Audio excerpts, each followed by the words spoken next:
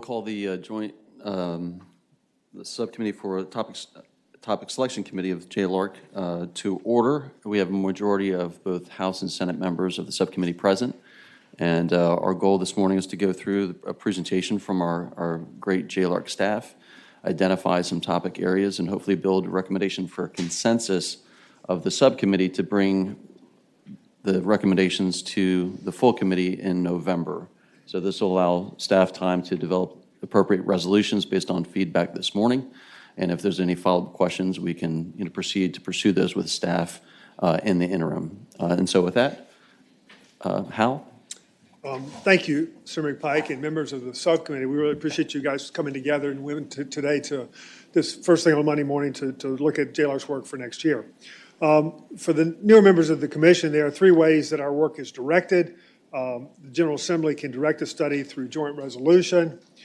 This year, we've been conducting 3 studies that were directed through such resolutions. The other means, major means by which we get our work is for the commission to direct studies for us to conduct. The third, less frequently used mechanism is to direct our work through the Appropriation Act. Looking at calendar year 23, we don't have any studies that are in the pipeline. There's no backlog of JLARC studies. We'll complete all but one of our studies in the current calendar year. One of our studies, the SOQ study, is going to go over till the middle part of next year, but that's the only study that really will extend into 2023. Therefore, this subcommittee and ultimately the full commission will need to direct almost all of our work for 2023, assuming there are no studies that are given to us by joint resolution during the session. I'd like to now turn it over to Justin Brown to present potential JLARC study topics. Justin? Good morning, Mr. Chairman, members of the subcommittee. Let's bring these slides up here.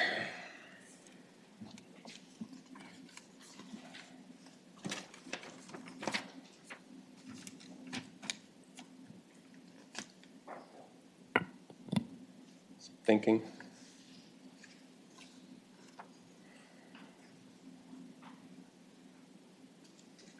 There we go.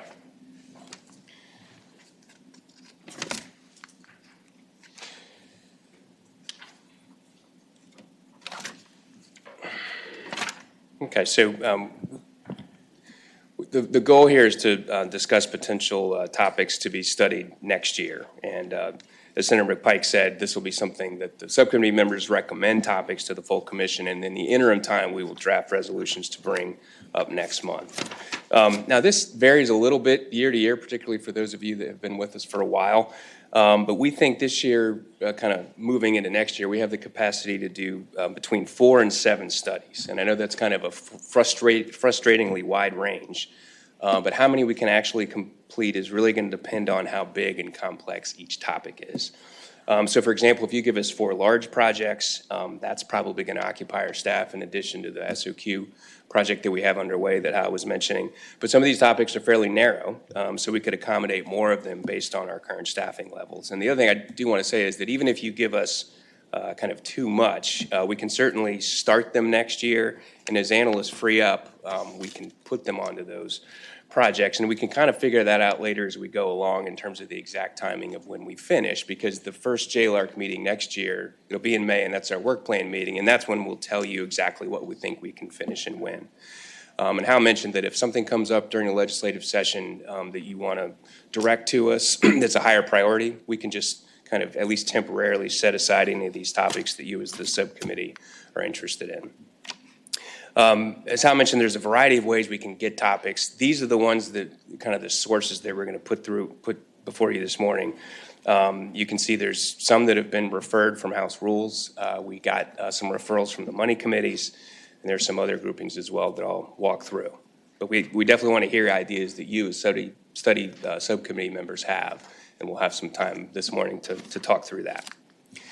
So let's start with the 5 topics referred by House Rules. And again, the referral was for JLARC to decide whether it wants us to, for us as staff to do the review. You can see there's a mix of House and Senate introduced study resolutions, and we provided a copy of each resolution in your packet if you're interested. Some of these may seem familiar in that the topic has previously been referred to JLARC. For example, that would be the review of gun violence. Some of these are topics that we've done related work in the past, like workforce development or election governance.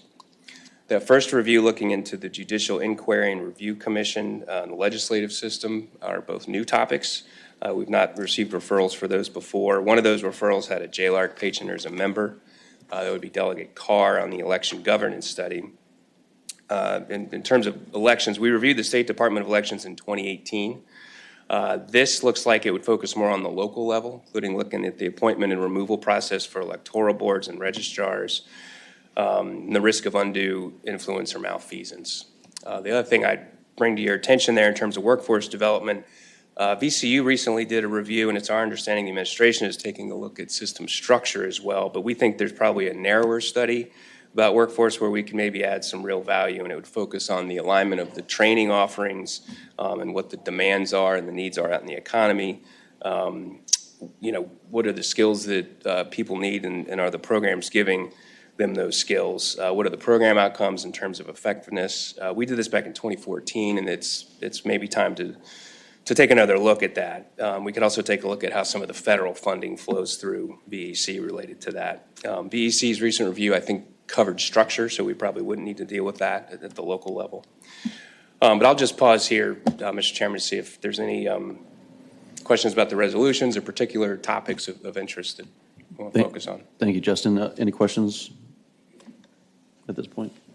Mr. Chairman, I don't have any questions, but I would say I just recently came off of a visit with the appropriations, and we toured the Newport News shipyard. And the need for workforce development is certainly in place. I mean, that is they have a huge shortfall in employees, and they're very concerned on where they're going to get them. They spend $1 million a year on training employees. So I think workforce development would be a great issue to do a deep dive into. But thank you, Mr. Chair. Thank you, Delegate Alston. Any other questions? All right, Justin. Okay, so let's go to the next grouping of topics here.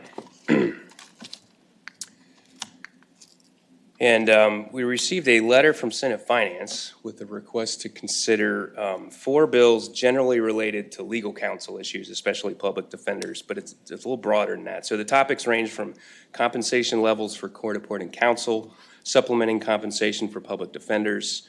The bills also include representation issues at bail hearings and whether a public defender office is needed in RICO. If you're interested in these topics, we'll need to draft a resolution that kind of thematically strings these topics together. I think the letter is a good starting point. It kind of broadly asks us to look at staffing, compensation, and structure for court-appointed attorneys, public defenders, and Commonwealth attorneys, actually. So that, I think, would be the starting point for us. And the last thing I'll say on this topic is you might remember last year we did a review of the juvenile justice system, and we, at the kind of juvenile level, found some pretty serious issues, I think, in terms of the ability of counsel for indigent kids, in terms of their training and qualifications and even the compensation level. So this would be broader, but we certainly saw some concerns about these topics on the juvenile side. This would bring in the adult side as well. But I'll just pause here, see if there's any questions or comments about that grouping of topics. Senator Howell. Thank you. If we were to combine these into one study, I assume it would be one of the large studies? I think it would be. I mean, that's one thing we'd have to really think about. It can get pretty big, so I think we could put a fairly sizable team on this, particularly when you think about, do we have enough kind of attorneys, indigent folks or not, and are they located in the right place? What are the workload standards? What does the compensation need to be? I think that gets fairly complicated. Any other comments, questions? All right. Sure. So we also received a letter, kind of a joint letter from House Appropriations and Senate Finance and Appropriations. And this was a request for you to consider having us review whether various state and local occupations should be included in the enhanced benefit retirement programs. And I think some of you, some of you were patrons on this as well. I think Delegate Wilt, you were.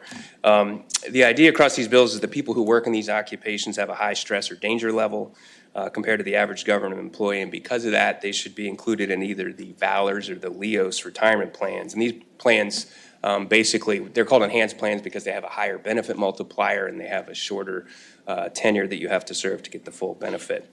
And there's some precedent here for us. We did a review of enhanced retirement plans back in 2008, and we ended up doing a pretty detailed appendix that's part of that report that ranks the relative risk of a lot of different employee groups.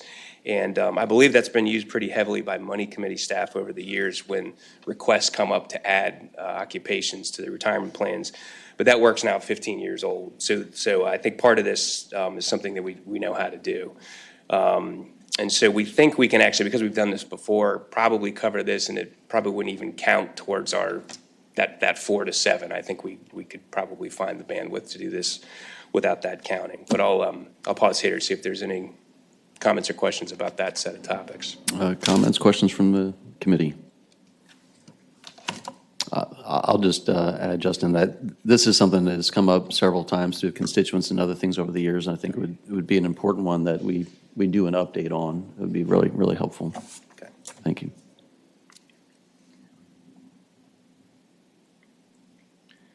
All right, well, with that being said, let's go to the next grouping here.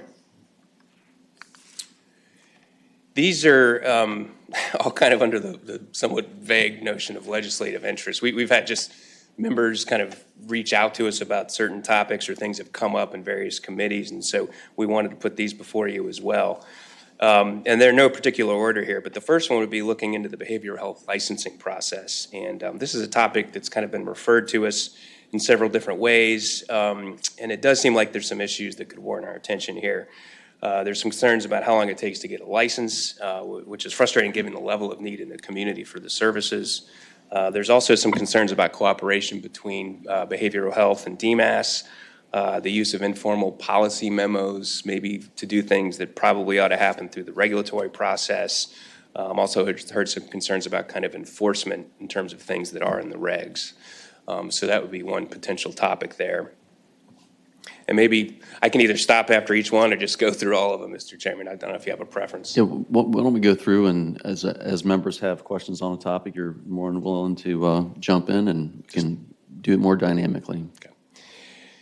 So that second bullet there, we've heard some interest in reviewing Go Virginia, and this was something that was created back in 2015, and it's kind of a unique program because it's a public-private partnership program, and the idea is to fund projects that focus on growth, I think in 9 different regions of the state. Now receives between 30 and 35 million a year, depending on what budget year you're looking at. And it's been around long enough that I do think, you could make the case that it's something JLARC could maybe take a look into since it was created back in 2015. Was also some interest in reviewing a fairly long-standing area of concern about how much constitutional officer compensation should be, and what responsibility kind of rests between the state to provide the compensation and the locality of jurisdiction to provide the compensation. And this would be for sheriffs, commonwealth's attorneys, clerks of the circuit court, finance positions like commissioners of the revenue. And I recall some resolutions being introduced in prior years about this topic, and I know in some localities it's been of particular interest, I think particularly as the economy has kind of heated up over the last couple or 3 years. So the fourth bullet here would be a study that actually we also did about 17 or 18 years ago, so that we've addressed this topic, but it's been a long time ago. The idea here would be to look at the federal and state social assistance programs, so things like TANF or food or energy assistance, and see how well they do collectively at getting low-income folks up to some basic standard of living, ultimately where they no longer need the services. And when we last looked at it, there were some pretty big differences across programs and recipient types of how I guess effective those programs were. And many folks never did kind of reach that self-sufficiency threshold despite participating in these programs. So given all the changes in the economy recently and since we last did this review, there's probably some merit looking into that topic again. And the last bullet here is something I think that's kind of related to that, but it's this, I think, issue of accessible and affordable childcare. And a lot of you I know have probably heard about this or know someone who maybe would like to return to work but can't just because there's not childcare available or because they can't afford the childcare, especially care that they can kind of cover based on the amount of money they'll make if they go back to work. And that's obviously, I think, been a big impediment for folks wanting to return to the workforce during the pandemic. So the idea here would be to compare Virginia to other states in terms of things like the level of need, what Virginia does kind of in comparison to other states, maybe looking at supplementing the current state efforts through things like partnerships with businesses and how to connect folks and bring them back into the workforce. And there may be enough touch points between childcare and that self-sufficiency idea that those could maybe be put together as part of a broad umbrella looking at the overall idea of kind of, what are the impediments to people kind of becoming self-sufficient and what can the state do to help those folks out. So those are the additional topics of legislative interest, if there's any. Questions from the committee? Mr. Chairman, Senator Locke. I would like to address the last bullet point. Yes. On child care access. I've been involved for the last few months with the Hunt Institute on early childhood education. And the child care access and affordability is one that comes up over and over again, particularly as it relates to why individuals are not going back into the workforce. And that's a major problem. And it has to do with both access and affordability.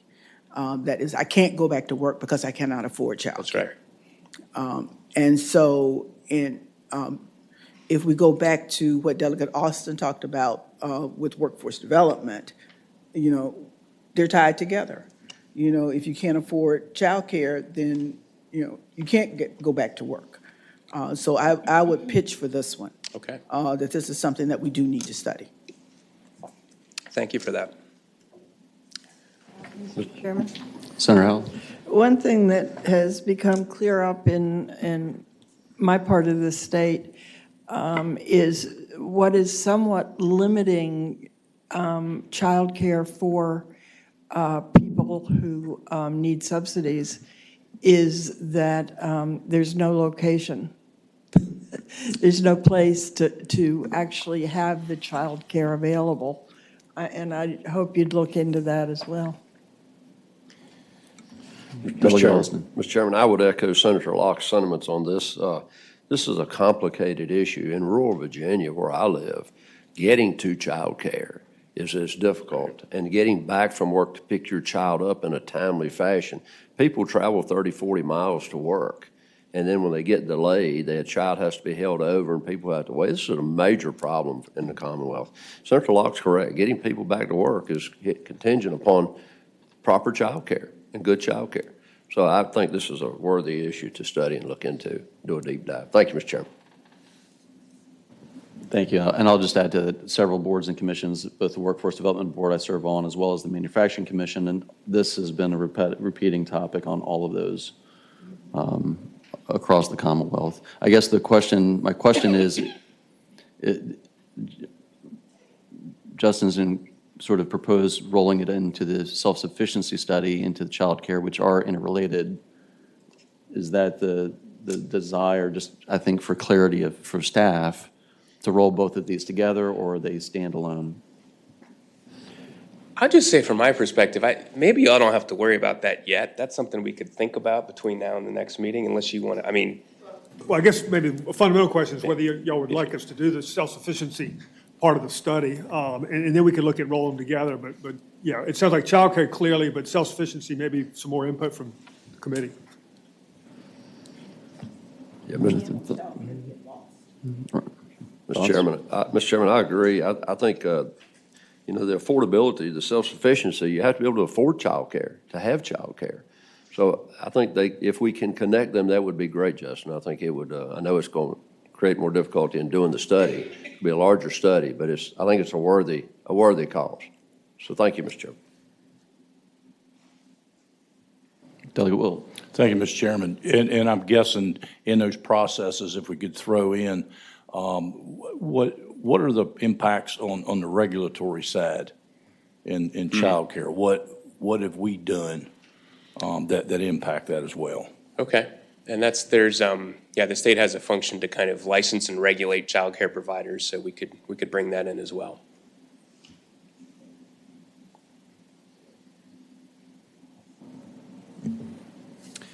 Okay.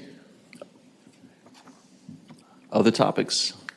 Mr. Chairman, if I may, how many have we chosen to? Well, so yeah, far? I'm sorry. I'd like to know where we are. Yeah. I was I'll run through. We could go Okay. on. There's plenty to study. I'll run through. Thank you, Mr. Chairman. I'll run through a quick recap of my notes, if that makes sense, to the Yeah, subcommittee. we've been keeping track over here, but that'd be So good. Yeah. we have workforce development with a more narrowed focus around access to training and types of training across the Commonwealth.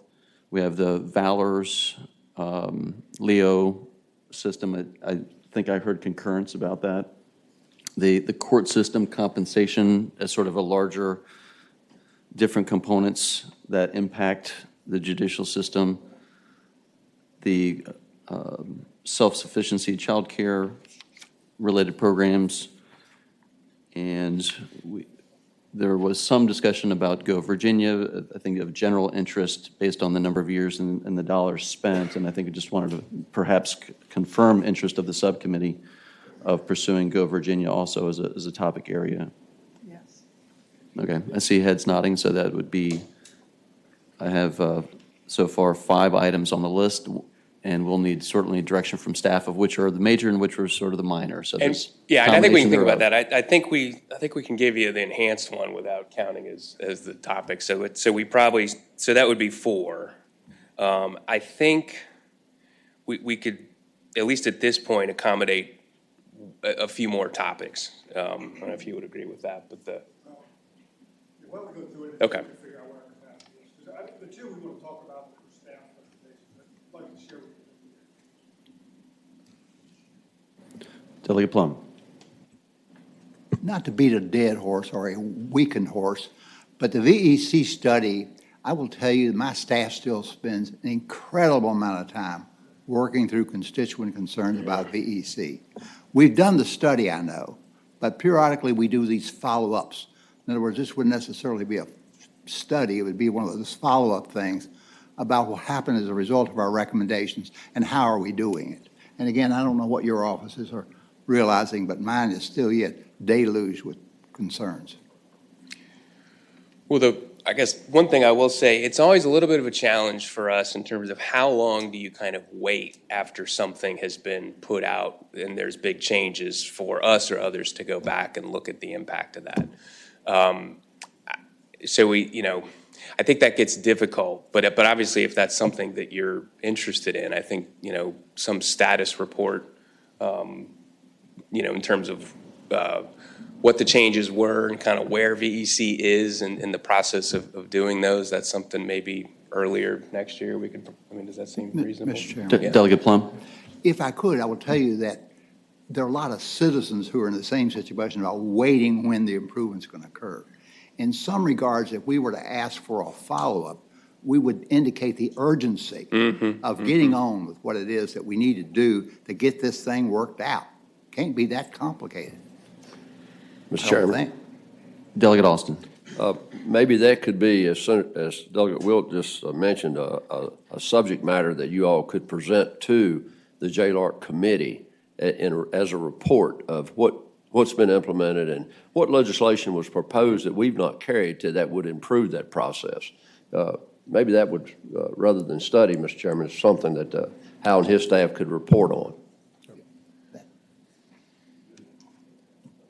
Yeah, I guess, Justin, to follow up, and maybe Hal, I think last year we had some pretty good ongoing updates as the study was being completed. It sounds like there is some interest, and I think, the similar interest of Delegate Plum and Austin as well, and the number of constituent issues and complaints, as well as there's been some follow-up actions since the report, as well as the omnibus legislation that we did pass earlier this year, creating reforms, but it may be of great interest to the full committee to get sort of some snapshot updates of what's taking place, either, December. perhaps Mr. Chairman, in the absolutely. next month or two. Absolutely. We can take a look at that and try to give you an update, maybe at this December commission meeting. The next commission meeting is 3 weeks away, so probably December is more realistic. And then we can look to the spring if there's still concerns and doing additional updates if you feel it's necessary as we meet in May and June of next year. So we absolutely can do that. Thank you, Hal. Mr. Chairman, Senator Locke. has JLARC ever done a study on gun violence? I don't believe so. Then I would like to suggest that we do take up the gun violence resolution. Mr. Chairman, Senator Howell. just for the rationale in the past for why we haven't, was that it is so political that it wouldn't matter what the results of the study would be, it would still go through the same process. I mean, get nowhere, in effect. Which is, Since it was sent by the House.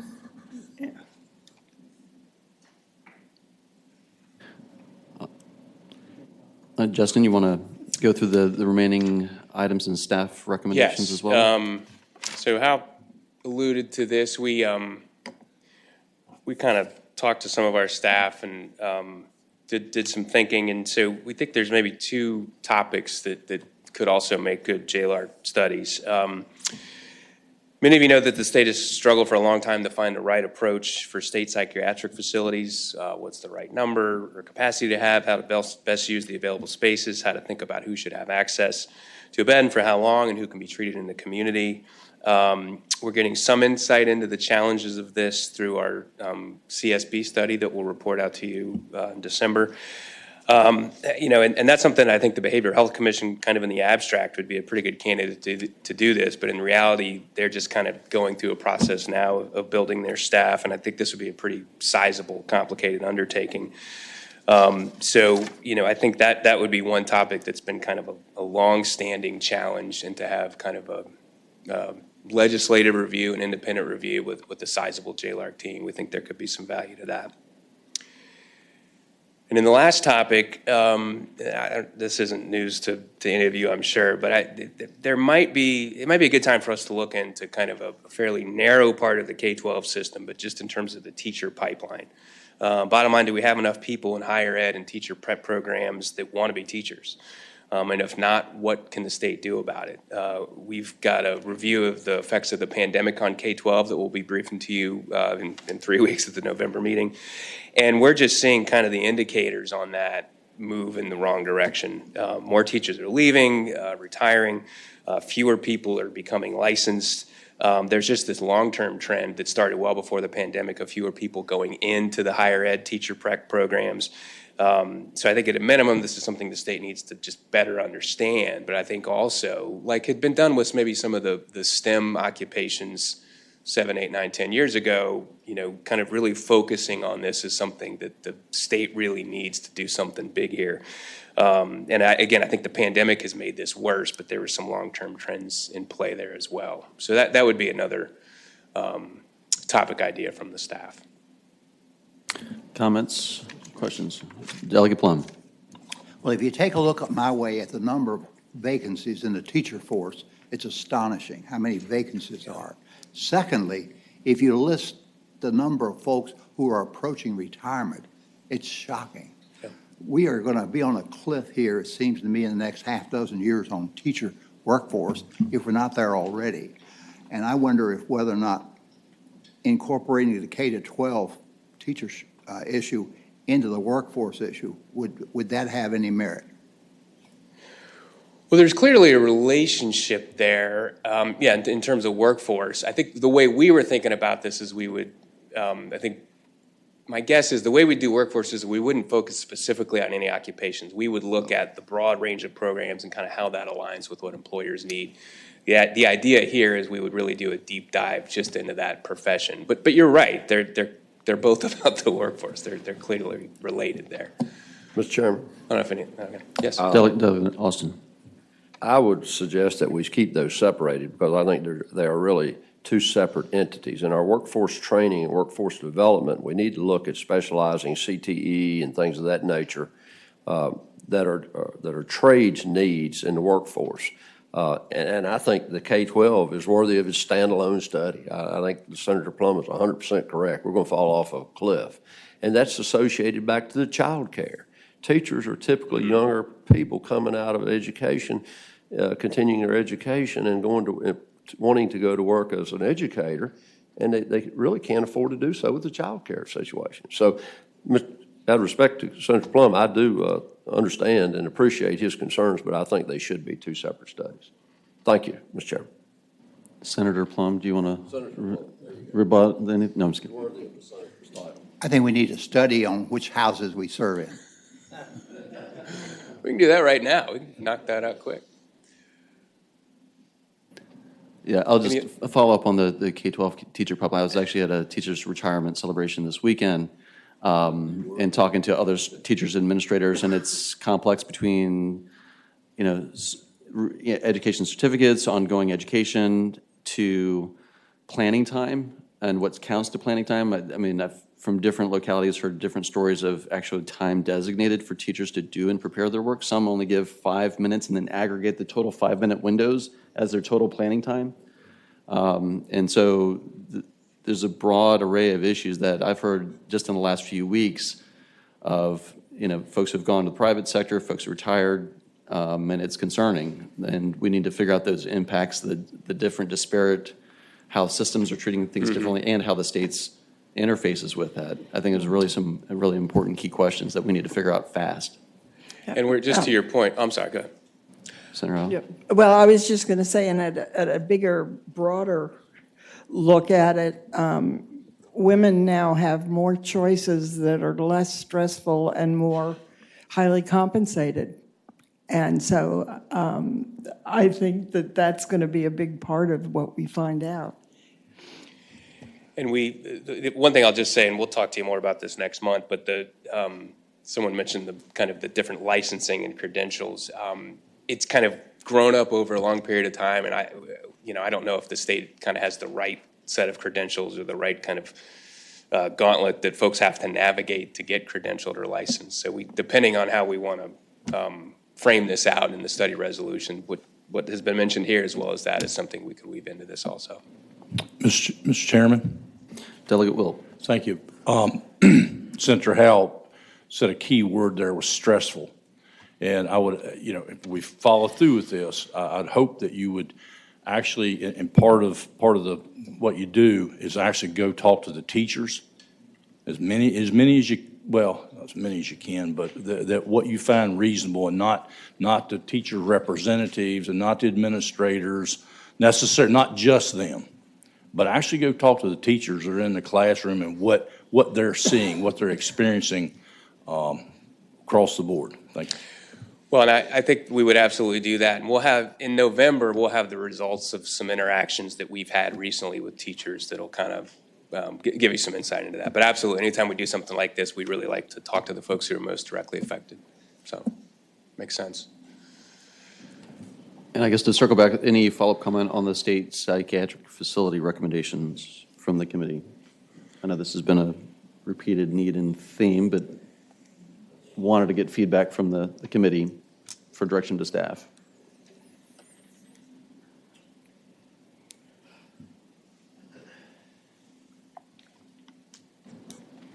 Mr. Chairman, I haven't really been following the Behavioral Health Commission, but wouldn't this kind of fall under their purview? Mr. Chairman, Senator Howell, I've been in conversation with the staff of the commission. They think this is a really important issue. They don't have the resources. They're just 3 staff, and they've got a lot of other issues, so they can't do this full JLARC type study of the issue. And so the staff would, I don't want to speak for the members of the commission, but the staff would welcome this study, and we would do it in collaboration with them. Mr. Chairman, I'd just echo that there's a lot of opioid abatement money coming, and for the behavioral health and the drug abuse and the recoveries. I think this study would give some insight into how we can best spend that money and do things with it that would be beneficial to the behavioral health care. So thank you, Mr. Chairman. Thank you, Delegate Austin. I'm hearing some concurrence of that recommendation as well. So I think we're getting close to our queue in terms of the ability for staff for 2023. Any other follow-up from staff?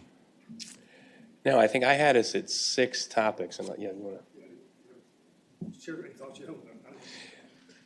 Yeah, so I have us at 6 topics plus the enhanced. So it would be kind of the targeted workforce study, the courts kind of public defender study. Well, my handwriting is really getting terrible. The Go Virginia study, the self-sufficiency child care study, the K-12 teacher pipeline study, and the state psychiatric facility study. And then the 7th would be enhanced retirement plan membership, but that really wouldn't count. So that would be the 6th. That match what you had? Yeah, So- I think so. Maybe I'll make a couple comments. Yes, about please, that. please. Senator, looking at that list, I think it's great that y'all are interested in all of these topics, and we would welcome doing all these studies. I think the reality is we could not do all of those probably in '23. So maybe what I would suggest, if there's interest in all, that we can draft resolutions for all these studies. You could recommend them all out today and bring them before the commission for approval, but then maybe decide on the prioritizations, the ones that you want done in '23. And if there are one or two that we feel like need to move to 24, we could do that. But in the meantime, we'll think about our actual capacity, what kind of staff would be required to do these. 3 of these are pretty big, and a 4th is also a decent-sized study. So I want us to not promise to be able to do all these next year, but we can further think about it, and you can recommend them all out today, and we can go from there, if that's the pleasure of the subcommittee. Thank you, Hal. Any other follow-up? Hal, I guess the 2 elements that we didn't touch on, which were some of the recommendations coming from, I guess there were Senate resolutions coming from the House, were the Judicial Inquiry and Review Commission. I just want to make sure that the group had some discussion on that.